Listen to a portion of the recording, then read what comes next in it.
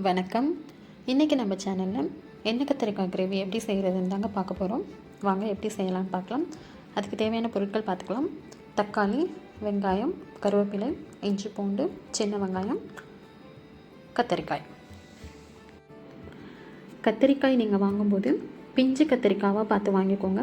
பிஞ்சு கத்திரிக்காய் தான் இந்த எண்ணெய் கத்திரிக்காய் செய்கிறதுக்கு ரொம்ப நல்லாயிருக்கும். இது தாங்க நமக்கு வதக்கிறதுக்கு தேவையான பொருள். இப்போது வறுத்து அரைக்க தேவையான பொருள் என்னென்னு பார்த்துடலாம்.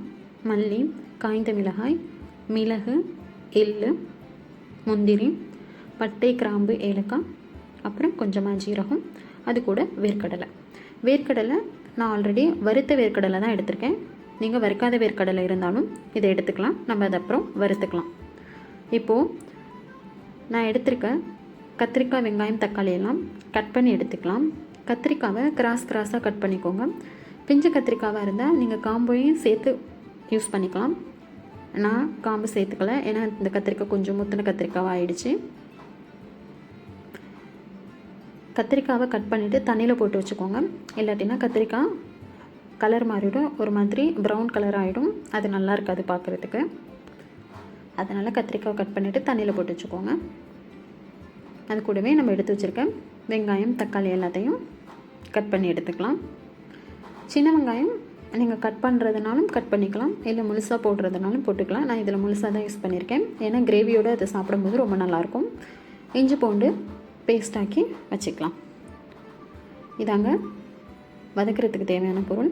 இப்போது அரைக்கிறதுக்கு தேவையான பொருள் எல்லாம் நம்ம வறுத்துட்டு அதை அரைக்க ரெடி பண்ணலாம். ஒரு பேன் எடுத்துக்கோங்க. பேன் ஹீட் ஆனதும் அதில் நம்ம எடுத்து வச்சுருக்க ஸ்பைசஸ் எல்லாம் சேர்த்துக்கோங்க. எள்ளும் ஜீரகம் மட்டும் சேர்க்க வேண்டாம், ஏன்னா அது சீக்கிரமே பொரிஞ்சிடும். அதனால் அதை லாஸ்ட்டாக நம்ம சேர்த்துக்கலாம். மற்ற எல்லா ஸ்பைசஸையும் சேர்த்து லோ ஃப்ளேமில் இதை வருங்க.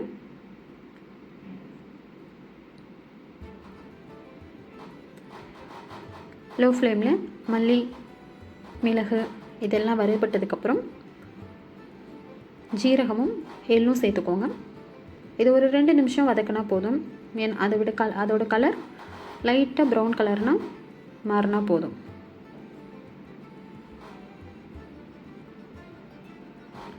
இந்த மாதிரி நல்லா வதக்கி விடுங்க. பாருங்கள், எள்ளோட கலர் மாறி இருக்குது, தெரியுதா? இப்போது இது கூட கருவேப்பிலை சேர்த்துக்கலாம். கருவேப்பிலையோட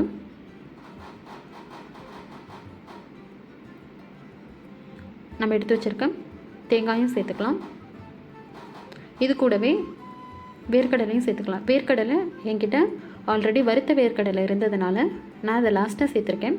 உங்கள்கிட்ட வறுத்த வேர்க்கடலை இல்லை, பச்சை வேர்க்கடலை தான் இருக்குன்னா நீங்கள் ஆரம்பத்திலேயே வேர்க்கடலையை தனியாக வறுத்துருங்க. அதுக்கப்புறம் மல்லி, மிளகாயெல்லாம் வறுத்துக்கோங்க. அதுக்கப்புறமாக்க எள்ளு, ஜீரகம், தேங்காய், கருவேப்பிலை இந்த மாதிரி 1 by 1 வறுத்துக்கலாம். அவ்வளோதாங்க. இதை இப்போது ஆறுனதுக்கப்புறம் ஒரு மிக்ஸி ஜாரில் எடுத்து ஒரு 90% வர மாதிரி ஒரு பேஸ்ட்டாக அரைச்சி எடுத்துக்கலாம். இப்போது நம்ம கத்திரிக்காயை ஃப்ரை பண்ணி எடுத்துக்கலாம். அதுக்கு ஒரு பேன் வச்சுக்கோங்க. பேன் நல்லா சூடானதும் ஆயில் சேர்த்துக்கோங்க. இதை நல்லெண்ணெயில் செஞ்சால் இன்னும் நல்லாயிருக்கும். என்கிட்ட நல்லெண்ணெய் இல்லாததுனால நான் ஆயிலில் செஞ்சு காட்டியிருக்கேன். கத்திரிக்காயை தண்ணியிலேருந்து எடுத்து உடனே போட வேண்டாம். ஒரு பிளேட்டில் எடுத்து வச்சுட்டு அதில் உள்ள தண்ணியெல்லாம் போனதுக்கப்புறமாக்க போடுங்க. இல்லாட்டினா எண்ணெய் ரொம்ப தெரிக்கும். நான் அப்படி தான் போட்டிருக்கேன். அப்படியுமே எவ்வளோ எண்ணெய் தெரிக்குது பாருங்கள். டைரெக்டாக தண்ணியிலேருந்து எடுத்து கத்திரிக்காவை போடாதீங்க. கத்திரிக்காவை ஒரு 2 நிமிஷம் 4 பக்கமும் நல்லா வேகிற மாதிரி திருப்பி விட்டு வேக வைங்க. ஒரு 80 to 85% கத்திரிக்காய் வெந்தால் போதும். ரொம்ப வேகணும்னு அவசியம் இல்லை, ஏன்னா நம்ம கிரேவி பண்ணும்போது கத்திரிக்காய் வெந்துடும். பாருங்கள், நல்லா வெந்துடுச்சு. ஒரு 80% மேலே வெந்துடுச்சு. கத்திரிக்காய் எனக்கு 2 உடஞ்சிடுச்சு. ஏன்னா நான் கத்திரிக்காவை ரொம்ப டீப்பாக கட் பண்ணிட்டேன். உங்களுக்கு உடையாமல் வரணும் அப்படின்னா ரொம்ப டீப்பாக கட் பண்ணாதீங்க.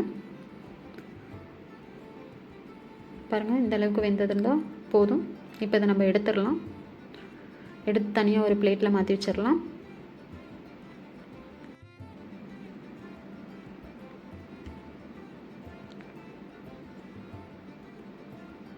இப்போது நம்ம கிரேவி செய்ய ரெடி பண்ணலாம். நான் எக்ஸ்ட்ராலாம் எதுவும் ஆயில் சேர்க்கல. நம்ம ஆல்ரெடி ஃப்ரை பண்ண கத்திரிக்காவோட ஆயிலே தான் ஃப்ரை பண்ண போகிறோம், அதாவது கிரேவி செய்ய போகிறோம். பாருங்கள், ஆயில் சூடானதும் அதில் கொஞ்சமாக வெந்தயம், கடுகு, சோம்பு இதெல்லாம் போட்டு நல்லா பொரிய விடுங்க. பாருங்கள், வெந்தயத்தோட கலர் மாறிடுச்சு. வெந்தயம் கொஞ்சமாக சேருங்க, ரொம்ப சேர்த்திங்கன்னா கசப்பு ஆகிடும்.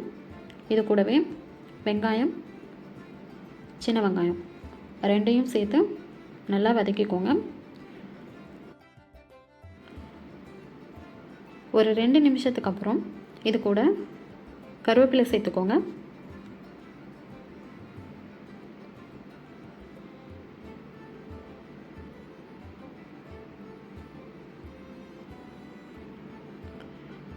வெங்காயம் நல்லா பொன்னிறமாக வதங்கினதுக்கப்புறம் இது கூட நம்ம கட் பண்ணி வச்சுருக்க தக்காளி சேர்த்துக்கலாம். தக்காளியை சின்ன சின்னதாக நீங்கள் கட் பண்ணி சேர்த்திங்கன்னா உங்களுக்கு சீக்கிரமாக குழஞ்சி வராது. இதே தக்காளியை பெருசாக கட் பண்ணி சேர்த்து பாருங்கள், தக்காளி சீக்கிரமாக குழஞ்சிடும். எந்த டிஷ்ஷுக்குன்னு இல்லை, எந்த டிஷ் செஞ்சாலும் தக்காளியை கொஞ்சம் பெருசாக கட் பண்ணி போட்டு பார்த்திங்கன்னா அது சீக்கிரமாகவே வெந்து குழஞ்சிடும்.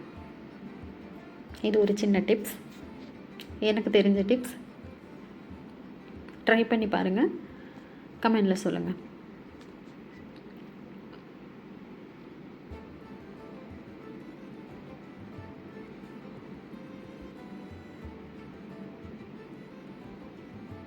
பாருங்கள், ஒரு 5 நிமிஷத்துலேயே தக்காளி எவ்வளோ நல்லா குழஞ்சி வந்துடுச்சுன்னு, எப்படி தோல்லாம் பிரிஞ்சு வந்திருக்கு பாருங்கள். இது கூடவே நம்ம இடித்து வச்சுருக்க இஞ்சி பூண்டு சேர்த்துக்கலாம். பேஸ்ட்டாகவும் சேர்த்துக்கலாம், இடிச்சும் சேர்த்துக்கலாம். நான் இன்றைக்கி இடித்து சேர்த்துருக்கேன். நீங்கள் பேஸ்ட்டாக சேர்க்குறதுனாலும் பேஸ்ட்டாக சேர்த்துக்கலாம். இது ஒரு 2 நிமிஷம் வதக்கி விடுங்க. இஞ்சி பூண்டோட ஸ்மெல் போனதுக்கப்புறம் இது கூட நம்ம வறுத்து அரைச்சி வச்சுருக்க மசாலாவை இதில் சேர்த்துக்கலாம்.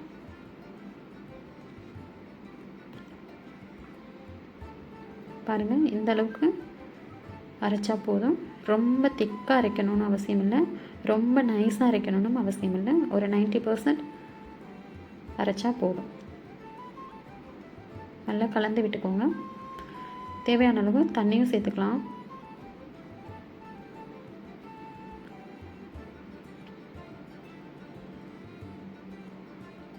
பாருங்கள், இப்போவே சைடுலலாம் எண்ணெய் பிரிஞ்சு எப்படி கொதிச்சிட்ருக்கு பாருங்கள்.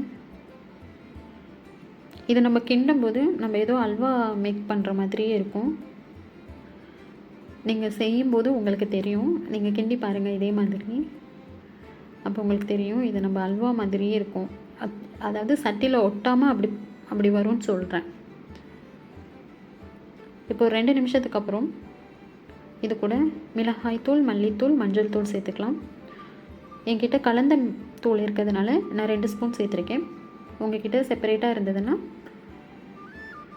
அதுக்கேற்ற மாதிரி காரம் நீங்கள் சேர்த்துக்கோங்க.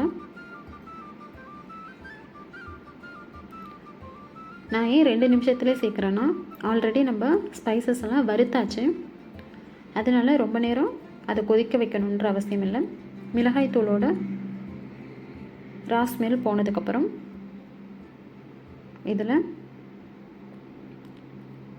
கொஞ்சமாக உப்பு சேர்த்து கிளறி விடுங்க. ஒரு 2 நிமிஷம் இது நல்லா பாயில் ஆகட்டும். இந்த அளவுக்கு இந்த கிரேவிக்கு எனக்கு புளி தேவைப்படுது. நான் சொல்கிற அளவில் நீங்கள் சமைச்சிங்கன்னா இந்த அளவு புளி போதும். பாருங்கள், ஒரு 5 நிமிஷமாக கிரேவி கொதிச்சிட்டு இருக்கு. எவ்வளோ அழகாக ஆயிலெலாம் பிரிஞ்சு மேலே நிற்கிதுன்னு. இதே நீங்கள் நல்லெண்ணெயில் செஞ்சால் இன்னும் நல்லாயிருக்கும், அந்த ஸ்மெல்லே அவ்வளோ சூப்பராக இருக்கும். நான் இன்றைக்கி வந்து ஆயிலில் தான் செஞ்சுருக்கேன், அதனால் நான் ஆயில் அதிகமாக போடலை. நம்ம எடுத்து வச்சுருந்த புளி கரைசலை இதில் சேர்த்துக்கலாம். இந்த ஸ்டேஜில் உங்களுக்கு தண்ணி எக்ஸ்ட்ரா வேணும்னாலும் நீங்கள் ஆட் பண்ணிக்கலாம். ஏன்னா நீங்கள் கத்திரிக்காய் சேர்த்ததுக்கப்புறம் தண்ணி ஆட் பண்ண முடியாது. ஏன்னா அது வந்து கிரேவியோட டெக்ஸ்சரையும் மாற்றிடும், டேஸ்ட்டையும் மாற்றிடும்.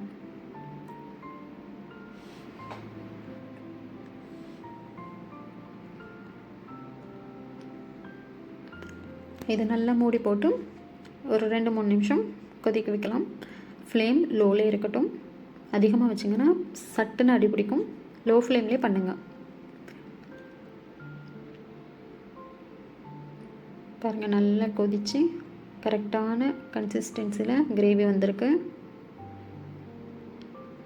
இந்த ஸ்டேஜில் நம்ம ஆல்ரெடி ஃப்ரை பண்ணி வச்சுருக்க கத்திரிக்காவை இதில் சேர்த்துக்கலாம்.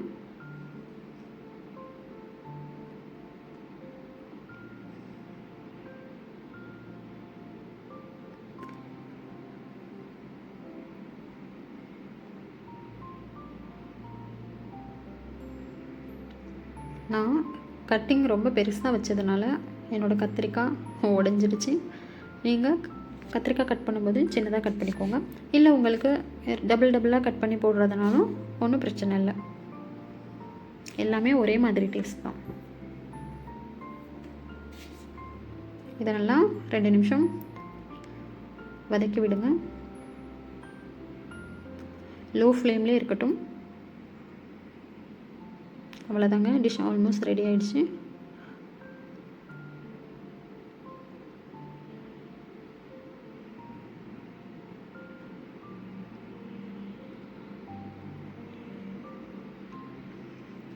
வா, எவ்வளோ சூப்பராக எண்ணெயெல்லாம் பிரித்து நீட்டாக இருக்குது பாருங்கள்.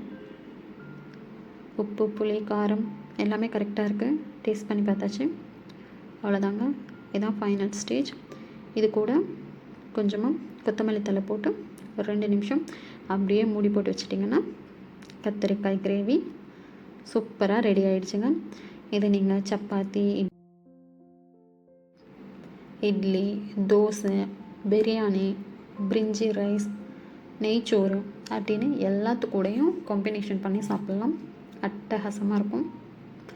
ஒரு டைம் ட்ரை பண்ணி பார்த்துட்டு எப்படி இருக்குன்னு சொல்லுங்கள். இன்றைக்கி நான் இதை சப்பாத்தி கூட தான் சாப்பிட போகிறேன். சப்பாத்தி எப்படி பண்ணுறதுன்னு உங்களுக்கு இது கூடவே செஞ்சு காட்டுறேன். அவ்வளோதாங்க, கத்திரிக்காய் ரெடி ஆகிவிட்டது. இதை அப்படியே நம்ம க்ளோஸ் பண்ணி வச்சிடலாம். லோ ஃப்ளேம்லேயே அவங்க ரெடி ஆகிட்டுருக்கட்டும். பார்க்கவே சூப்பராக இருக்குல்ல.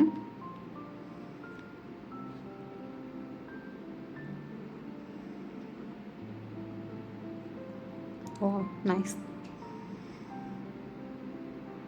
நீங்களும் இதே மாதிரி கத்திரிக்காய் கிரேவி செஞ்சு பார்த்துட்டு எப்படி இருக்குன்னு கமெண்டில் சொல்லுங்கள்.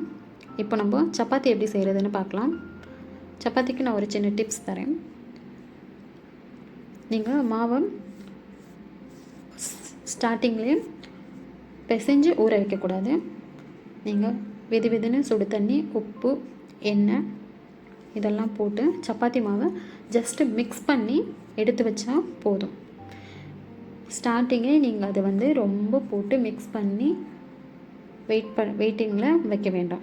ஜஸ்ட்டு ஒரு மிக்ஸ் மட்டும் கொடுத்துட்டு அதை அப்படியே ஒரு 30 மினிட்ஸு ஒரு மூடி போட்டு மூடி வச்சிடுங்க.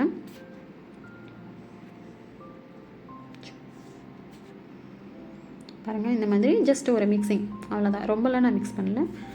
ஜஸ்ட்டு உப்பு, எண்ணெய், ஆயில் எல்லாம் அதில் படுற மாதிரி மிக்ஸ் பண்ணிவிட்டு எடுத்து வச்சுருக்கேன். இப்போது ஒரு 30 மினிட்ஸ்க்கு அப்புறம் மறுபடியும் அதே மாவை எடுத்து நல்லா, இப்போ நீங்கள் சப்பாத்தி தேய்க்கிறதுக்கு எப்படி உருட்டுவீங்களோ அந்த மாதிரி நல்லா பிசைங்க. அப்போ தான் உங்களுக்கு சப்பாத்தி சாஃப்டாக இருக்கும். நாளைக்கு வரைக்கும் கூட நீங்கள் வச்சு சாப்பிட்டுக்கலாம். பாருங்கள் எவ்வளோ சாஃப்டாக இருக்குன்னு. இதை சின்ன சின்னதாக பவுல்ஸாக தனியாக உருட்டி எடுத்துக்கலாம். சப்பாத்தி தேய்ச்சிக்கலாம். இதில் நம்ம உதிரி மாவு போட்டு அதை தொட்டு தேய்ப்பாங்க. அது நம்ம பேனில் போட்டு எடுக்கும்போது கொஞ்சம் கருகிற மாதிரி ஆகிடும். அதனால் நான் உதிரி மாவு போட்டு தேய்க்கலை. எப்படினாலும் தேய்க்கலாம். இப்படி தேய்க்கிறதும் நல்லாயிருக்கும். பாருங்கள், இந்த மாதிரி கொஞ்சம் தின்னாக சப்பாத்தி தேய்ச்சி எடுத்துக்கோங்க. நானும் ஏதாவது ஒரு சப்பாத்தியாவது ரவுண்ட் ஷேப்பாக வந்துடும் அப்படி பார்க்குறேன். எல்லாம் கோணலாக தான் வருது. எப்படி சப்பாத்தி போடுறதுன்னே எனக்கு தெரியல. பாருங்கள், ஒரு சப்பாத்தியாவது ஒழுங்காக வருதான்னு, எல்லாம் கோணல் மாணலாக வருது.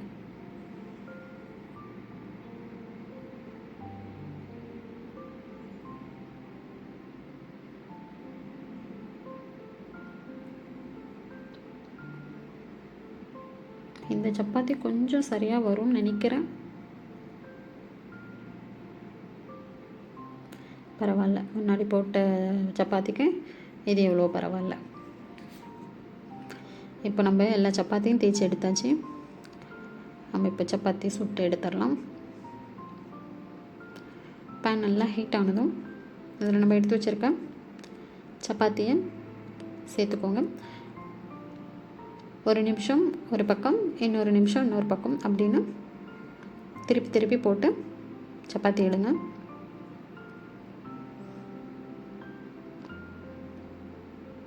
சப்பாத்தி ரொம்ப நேரம்லாம் ஆகாதுங்க வேகிறதுக்கு. ஜஸ்ட்டு 2 மினிட்ஸ் போதும். இந்த பக்கம் ஒரு நிமிஷம், அந்த பக்கம் ஒரு நிமிஷம் போதும். அவ்வளோதான், சப்பாத்தி ரெடி ஆகிடுச்சு. இதே மாதிரி எல்லா சப்பாத்தியும் சுட்டு எடுத்துக்கலாம்.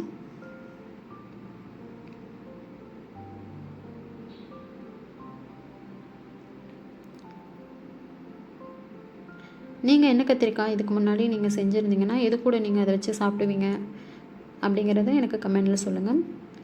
நானும் எண்ணெய் கத்திரிக்காவை வேறு எது கூட வச்சு சாப்பிட்டா நல்லாயிருக்கும்னு ட்ரை பண்ணி பார்க்குறேன். நான் mostly chapati, idli, dosa, rice, even rice கூட சாப்பிட்ருக்கேன், நல்லாயிருக்கும். பட் மோஸ்ட்லி சப்பாத்தி அது கூட தான் காம்பினேஷனாக இருக்கும். நீங்கள் கமெண்டில் சொல்லுங்கள் எது கூட சாப்பிட்டா நல்லாயிருக்கும்னு.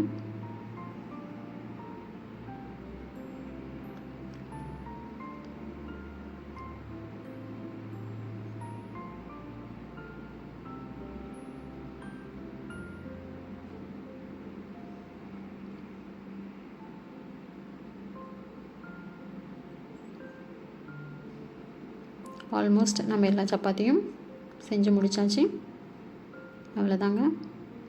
பாருங்கள் சப்பாத்தி எவ்வளோ சாஃப்டாக இருக்குன்னு. அதை நான் பிச்சு காட்டுறேன் பாருங்கள், எப்படி சாஃப்டாக வருது பாருங்களேன். இதே நீங்கள் இதை வந்து அந்த கிரேவியில் ஊற வைக்கும்போது இன்னும் நல்லா சாஃப்டாகிடும். அவ்வளோதாங்க, இதுதான் இன்றைக்கி எங்களோட டின்னர். சப்பாத்தி வித் எண்ணெய் கத்திரிக்காய் கிரேவி. நீங்களும் இதே மாதிரி செஞ்சு பார்த்துட்டு எப்படி இருக்குன்னு கமெண்டில் சொல்லுங்கள். இதில் வேறு ஏதாவது இம்ப்ரூவ் பண்ணணும்னாலும் கமெண்டில் சொல்லுங்கள். வீடியோ வாட்ச் பண்ணதுக்கு தேங்க்யூ. மீண்டும் இன்னொரு வீடியோவில் சந்திப்போம்.